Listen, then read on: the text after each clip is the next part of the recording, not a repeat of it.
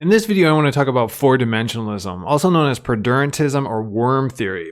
I also want to talk about how four-dimensionalism solves a puzzle of material coincidence and the practical, existential, humanistic implications of being a four-dimensionalist. So let's get started. Four-dimensionalism, I take to consist of two theses. The first thesis is that ordinary material objects exist at more than one instant of time. And then the second is that ordinary material objects have temporal parts. So let's look at both of these theses. The first thesis, as I mentioned, was that ordinary objects, material objects, can exist at more than one instant of time. So what this means is that I am not fully found here in the present at this particular instant, but I exist at more than one time, more than this simple instant. So I exist either, let's say, at multiple instances in the past or some instances in the future. So this first thesis of the four-dimensionalist denies the idea that an object wholly exists and can be wholly found in a single instant. And usually this single instant is taken to be the present moment. So the second thesis is that objects exist at multiple instances of time because they have temporal parts. So just like you have spatial parts, an arm, a leg, a hand, and those spatial parts exist in multiple locations. You know, your hand is not in the same location as your foot. The four-dimensionalist will say you also have temporal parts. So this allows you to exist at different temporal locations. So it allows you to exist in the past, the present, and let's say potentially the future. So in other words, if you are looking at me, there is not the full of me. You're only looking at part of me, a temporal part. And there's no instant in time in which you can actually find the whole of me. Whenever you encounter me at a time, you're only experiencing a part that is a temporal part of me. So I think the notion of temporal parts is strange to a lot of people, so it's worthwhile to look at some examples. So my first example is it's helpful to think about various athletic events in terms of being composed of temporal parts. We don't think an athletic event occurs in an instant. Instead, we say that it exists across a duration of time. Now, way we can divide up that athletic event is in a number of different ways. In the case of a tennis match, we might divide it up in terms of games or sets. In terms of a basketball game, we might divide it up in terms of quarters. But we could easily think about the event, any particular event, as being composed of a number of temporal instants. So we say, you know, there's the beginning, the middle, the end, or there's this second, and there's this second, and all those units compose the match or the game itself. And when we talk about those units that compose that event, we're talking about the thing's temporal parts, the parts that make the thing. Take another example. Let's say I'm baking bread, and I love the pumpkin loaf from Starbucks. And so I want to make this particular treat at home. So I'm going to undertake this particular process and this event is me making pumpkin loaf in my house. So what are the parts of this event? Well, there's the parts of me getting out the ingredients. There's the parts of me mixing the ingredients. There's the part of me turning on the oven, putting the ingredients in the oven, and so forth. The last example I want to give is one I gave to my daughter to try to explain to her, she's only 6 years old, four-dimensionalism. Now let's take her school day. She has a school day, and this is an event, and it exists at multiple times. And this event is composed of parts that we might call temporal parts. And so when I asked her to explain to me what are the parts of her day, she's going to list off different events that compose that larger event of the day that occupy an interval of time. So she's going to say, hey, we have snack time, we have PE time, we have reading time, we have math time, and so forth. And all of these parts make up her day, and all of those parts occupy time, and all of those parts are what the four-dimensionalists would call temporal parts. That's why these children are practicing to duck and cover just as you do in your school. We all know the atomic bomb is very dangerous. So we can think of the tennis match, the baking of bread, and the school day as being spread out in time, having duration, or occupying a temporal interval. And we can think of those events as having parts or temporal parts. But this idea can also be applied to objects. So I think the first place to start is to think about people. You could think of a person as being divided into stages or having temporal parts. There's the baby you, the adolescent you, the adult you, the old age you. Or we might say there's the 0-year-old you, that point when you're born till before you reach the age of 1. There's the 1-year-old you, the 2-year-old you, and so forth. Now, no single one of these parts, at least according to the four-dimensionalists, compose you. Instead, you are composed of all of those parts. And so you are spread out in time, and you are never found in one particular point in time, but instead different parts of you are found in different parts of time. This also can be applied not just to, let's say, persons, but also other material objects. So going back to my delicious pumpkin loaf, I'm going to have to use some type of spices to create the desired taste. And so I might purchase, let's say in 2018, some pumpkin pie spice. Now I'm not going to use this particular spice every day, so it's going to sit in my spice cabinet, and it's going to take on more and more parts. So there'll be the 2019 pumpkin pie spice, but also the 2020, and then 2021, and then hopefully I've destroyed this pumpkin pie spice by sometime in the future. Now, when we think about the pumpkin pie spice, we think that it exists at multiple times, and it's never fully found in one particular time, but instead it's found throughout that time. There are different parts at different times. Now, I want to make 2 more comments with respect to four-dimensionalism, and I want to point out some helpful ways of thinking about four-dimensionalism. So let's say you touch my arm, and of course I'm going to say, quit touching me. Well, what do I mean here? Well, one thing I mean is I want you to stop touching my arm because that's where you're touching. You're not touching the whole of me because I have other parts, and you're not touching those parts. But let's suppose that you are able to get your arms or legs or your body around all of me. So you're capable of touching all of my parts at a particular time. If this were the case, the four-dimensionalist would say you still would not be touching all of me. You're only touching part of me. Because if you were able to get your arms all the way around me at a point in time in 2019, you would not be touching the whole of me, only the 2019 part of me. So if you really wanted to touch all of me, you would need to wrap yourself around me in some type of all-consuming, all-penetrating embrace for the entirety of my existence.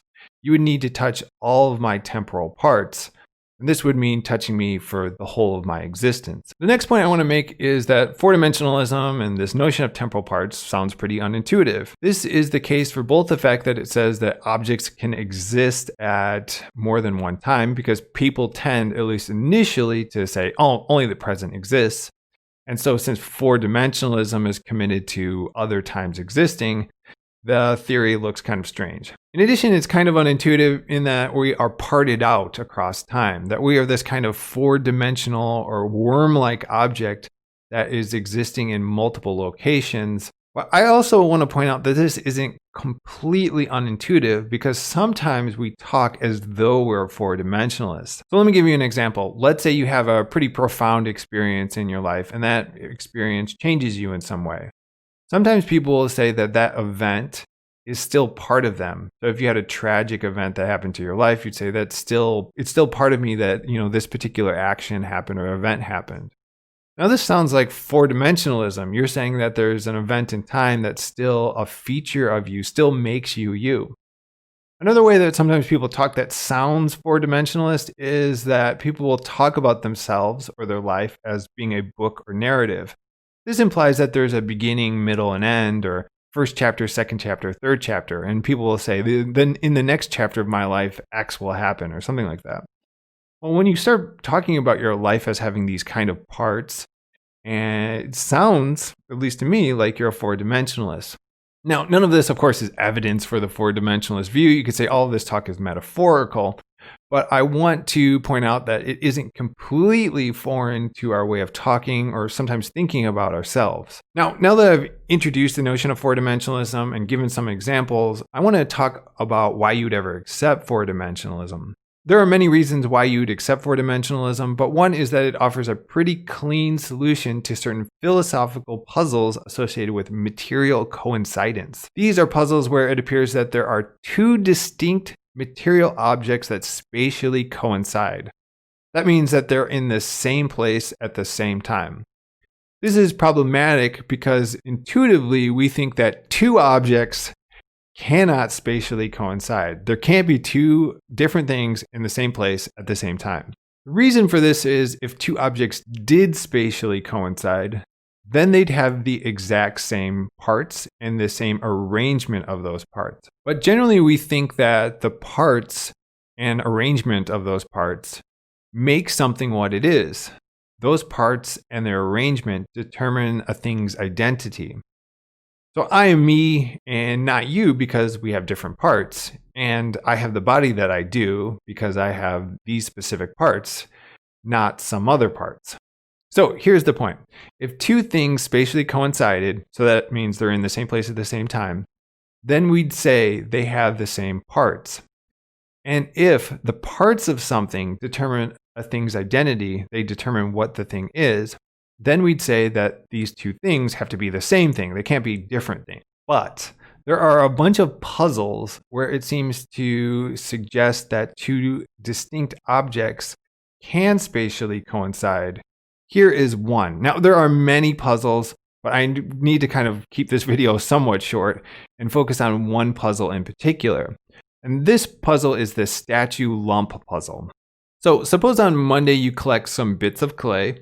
On Tuesday, you form those bits of clay into what we'll call a lump. On Wednesday, you sculpt that lump into a statue and you put it on a ledge to display. Later in that day, someone, let's say, makes fun of you and they say, look at this stupid statue you made. You thought it was good, but you did a terrible job. And so because of this ridicule, you feel bad about the particular statue. So on Thursday, you smash the statue into a lump. You just squish it down. And then finally on Friday, you decide to cut the lump up to bits and you throw it back into, let's say, your yard or outside. Now, a couple things to notice. Notice that on Wednesday, lump and statue spatially coincide. You might actually call this thing the lump statue. But notice that lump is distinct from the statue since there are things that are true of the lump that are not true of the statue. For example, the lump, can survive the smashing. It can survive the process of you smushing it or squishing it down. And also, lump actually has a different history to it. It exists on Thursday and it exists on Tuesday. So it exists before the statue and after the statue. Human beings made from red clay. So we have a puzzle since we are led to the separate conclusions that lump is identical and not identical to statue.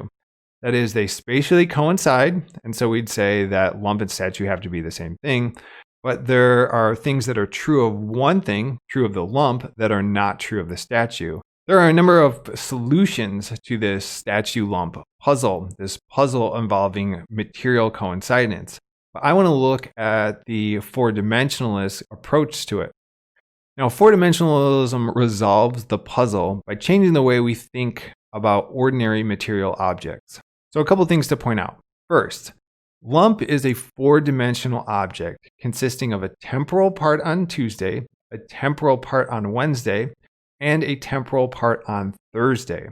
Now, statue is a four-dimensional object and it only consists of a temporal part on Wednesday. Now, when we are looking at the lump statue on Wednesday, we are seeing the whole statue. So if we were to stare at it the entire day on Wednesday, we'd be seeing the entire statue. But when we're looking at the statue on Wednesday, we are only seeing part of the lump. We are only seeing this Wednesday temporal part of the lump. Remember that we said that there is a problem if two things coincide, if they share all the same parts. But notice here that they do not fully coincide since lump has parts, that is temporal parts, that the statue lacks. Lump has the Tuesday-Thursday parts, which the statue doesn't have. Therefore, lump and statue, which are two distinct things, never fully coincide. Instead, they only partially coincide. Now you might ask, well, isn't this also a problem? How can the statue and lump partially coincide like they do? Isn't it strange that they can share parts like this? And the four-dimensionalist will say, no, it isn't a problem. And to see why this is the case, to see why they say that two objects can share temporal parts and there's no puzzle here, I'm going to go on a little bit of a tangent. Now, I'm going to point out three amazing features of the world. The first is I can perform an amazing trick of being in two places at once. I can be in location A and location B. Look, amazing. How can I perform this amazing feat? Well, I can perform it because I have multiple spatial parts, and these different spatial parts allow me to be in different locations. So the fact that I have multiple spatial parts allows me to be in multiple spatial locations. Here's a second amazing trick that's just going to blow your mind. I can be both hot and cold at the same time. Look, my feet are cold while my hands are hot. How can I perform this amazing feat? I can do it because, again, I have multiple spatial parts, and these different spatial parts can have different properties that conflict with each other. Finally, some material objects can perform the amazing trick of sharing material parts with other material objects. So here are a couple examples. First, conjoined twins can, let's say, share parts. Nobody thinks that there is one individual when you are talking to a pair of conjoined twins. Each twin is their own person. Each one is distinct, but they're said to share body parts. Second example, two roads may intersect or overlap. Each road is distinct, but they share the spatial part of their intersection or the portion in which they overlap. And this is sometimes annoying because sometimes you're on a particular road and you see that it is a portion of multiple roads. Third example, your body and your hand are distinct. Nobody would say that your hand is the same thing as your entire body. Your body includes many other parts other than your hand. But notice that these distinct things overlap such that your hand is contained in your body. There's no part that your hand has that your body lacks, but there are parts that your body has that your hand lacks. Your hand and body thus share parts, but are distinct from each other. They're different things. Finally, you can imagine another example where a mother and a fetus share parts. They are said to be distinct, but again, these two individuals overlap. Okay, so four-dimensionalism says that there is no problem when two distinct objects partially coincide, when they share some but not all of their parts. It's only a problem, it's only a puzzle when we say that there are two distinct, different things, but they fully coincide. That is, they share all of their parts. Because why would you say it's two distinct things if there's no parts that distinguish them from each other? When we apply this to the lump and statue problem, we see that lump and statue share parts, but they do not share all of their parts, since lump has temporal parts that the statue lacks. So they're just like the hand and body example, where the hand and body share parts, but they're not the same thing. So I've given you an outline of how the four-dimensionalist might solve the lump statue problem. And it's a puzzle related to material coincidence.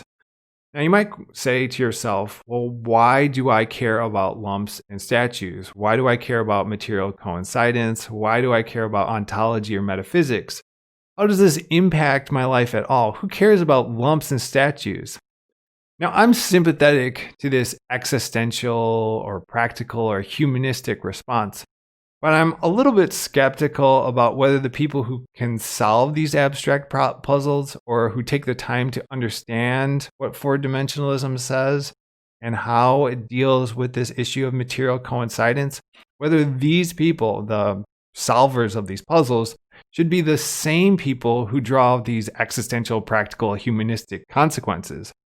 This is kind of an unfounded view that they can't actually be the same person. But if I'm thinking about who's best suited to draw out these consequences, I tend not to think it's me, and I tend not to think it's the philosophers I know. But I definitely do know that there is a very strong demand for this consideration. So I want to offer up what I'm going to say are some wild speculations about how being a four-dimensionalist might affect your life, or what it would mean, practically speaking, to be a four-dimensionalist. First, I want to start with the simplest one that I think is most intuitive and maybe one that many of us already do. Let's say you want to get to know someone. Well, you might say, well, what does it mean for me to know another individual? How should I approach them? What kind of questions should I ask? If you accept four-dimensionalism, then it isn't sufficient to know what an individual is currently like, what they're like at this particular time. Because what you're doing is only learning about a portion of them. You're only learning about the current temporal parts. And you're ignoring all of the other temporal parts that make them who they are. You're ignoring the earlier parts, and you're not really investigating the later parts. You're not trying to, let's say, speculate or predict who this individual might ultimately become. So if you're a four-dimensionalist, you might say, you know what, I want to know all of you. I don't want to know simply the you here and now. I actually care about the parts of you that came before this. Now, I'm not going to judge the current parts based upon the past parts, but if I really want to get to know you, I need to also ask, let's say, questions about who you were or those earlier parts. Now, I don't think that particular practical implication is that shocking. I think people kind of already do this.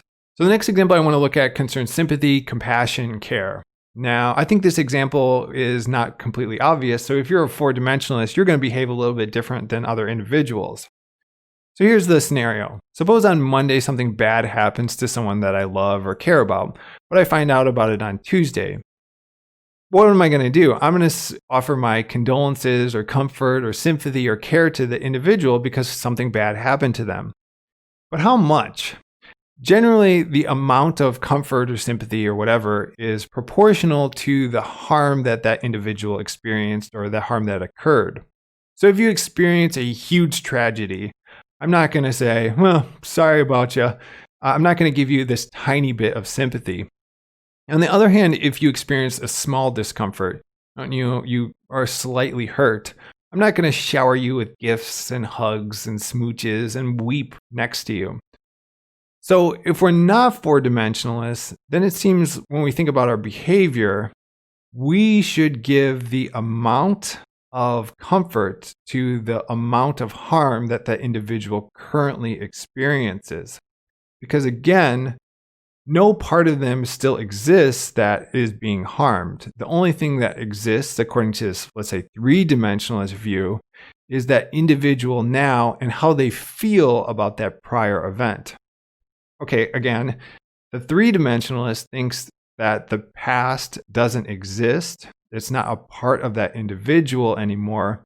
And so if we're thinking about what harm we should respond to, we should think about the harm that they are currently experiencing because of that bad event. Now, if you are a four-dimensionalist, then that harm still exists, and that harm, that bad event, is still a part of them. There is a part of them that still exists and is experiencing that bad event. And given that we think that the comfort we offer to someone should be proportional to the harm that currently exists, and that harm still is a part of that individual, well, I think you can, if you're a four-dimensionalist, offer more comfort, or you should offer more comfort to the person, even if they aren't bothered by it. So let me put this more concretely. If something bad happened to someone, it's completely rational for me to be sympathetic to that person, even if that harm no longer bothers them. And I think I actually do this. If something bad happens to my daughter, I still give her a hug, I still tell her she is loved, and I still offer my sympathies to her because a part of her, a temporal part, was harmed. And I do this even if she is no longer bothered by it. Here's a third example, and it involves moral self-evaluation. Some individuals view themselves and others as either wholly good or wholly evil. We either see ourselves as angels or demons. People generally want to see themselves on the side of angels, and so to preserve this idea, they tend to whitewash any evil deeds they have done in the past. They tend to do this, I think, in one of two ways. One way you can do it is just to rationalize your bad behavior or evil deeds. You try to show or say that what you did, which looks bad, actually had some circumstances or extenuating circumstances where, even though it looks bad, is actually completely understandable for you to do, and so it's morally permissible. So you try to rationalize it away. The second way you kind of try to whitewash this evil deed from your past so you're on the side of angels is just to dissociate yourself from those evil deeds. They will say things like, that's not me anymore, or that wasn't me, or I'm a different person. But it isn't clear that you can do this if you're a four-dimensionalist. You don't exist here and now. You are instead made up of your parts. And the part of you that did that evil deed still exists. Even if it's in the past, even if your current parts have changed, the evil parts remain a part of you forever. This is kind of an uncomfortable conclusion, but maybe seeing the world in this way is more productive since it gives us a more accurate picture of ourselves as moral beings. The last example I want to look at concerns health, but it could also be extended to, let's say, risk-taking. If you think that only the present exists and you are wholly found in the here and now, why should you care about the future? Why should you care about what happens in the future, especially with respect to a body that's supposed to be you that doesn't exist? If you smoke, don't exercise, or eat poorly, who cares? I mean, think about it. One cigarette doesn't really seem that bad for you right now, right? Now, I want you to think about yourself as a four-dimensionalist being spread out in time, consisting of temporal parts as having parts in the past, present, and future. When you make these poor health decisions, who is being harmed the most by your poor health habits now, by the poor health habits made by the present temporal parts? It's certainly not the temporal part that exists right now. It doesn't hurt you that much to smoke a cigarette or not exercise or to eat poorly. Instead, it is the future temporal parts that are being harmed, assuming, of course, that you don't die young. Notice that all your future parts are going to have a particular attitude towards your present temporal parts. They're going to be pissed off. I get angry just thinking about it makes me mad. They're going to be annoyed with all the pain that they're enduring from the actions that your present parts made. Those future parts are going to say the following: why did I behave in such a dumb way? Why didn't I eat healthier? Why did I smoke? Why didn't I exercise more? In other words, they're going to feel regret. And they're going to be annoyed with the prior parts of you. In other words, some of your parts are going to be angry with other parts of you. Now, this doesn't seem that kind of crazy to think about, but let's take this idea and use a spatial metaphor to think about what you are doing when you are eating poorly or engaging in poor health decisions. So here's the spatial analogy. Suppose you punch yourself in the face. Depending upon the punch, notice that your face hurts, but your hand doesn't. One part of yourself inflicted the pain, while the other part had to endure it. Now, I want to say that is what you are doing when you engage in poor health decisions. Your present temporal parts are causing suffering to your future temporal parts. In other words, your present parts are punching your future parts right in the face. So I think you could draw out more of these practical, existential, humanistic consequences for things like spiritual existence, who you should be friends with, who you should even marry, maybe how you should interact with or think about maybe past relationships that you've been in, that is your exes, and so on. But I'm going to stop here. I'd love to hear your thoughts in the comments about either the four-dimensionalist as a view or its solution to the puzzles of material coincidence. That is the lump statue puzzle.